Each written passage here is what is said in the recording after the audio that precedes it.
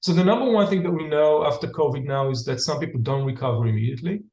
And I think the second part is that many of those people who don't recover, they seem to be almost identical or very similar to this experience that we call ME/CFS. So I think that's what we realize at this point. The trigger is a virus or a pathogen, and it could be in some cases bacteria or other infectious agents.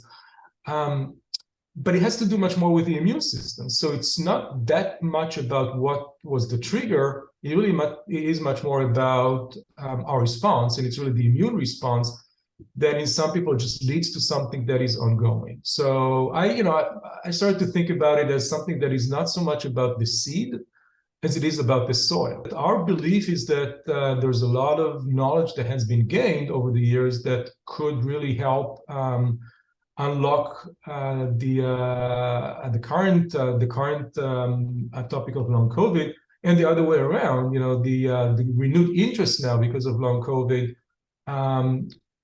could really potentially help all those people who had this disease prior to COVID-19. The need for industry, for biotech to lead, and pharma to have interest in engaging all those stakeholders. That's really the key. I think that's the part that really has not happened, and that's what we're hoping to address.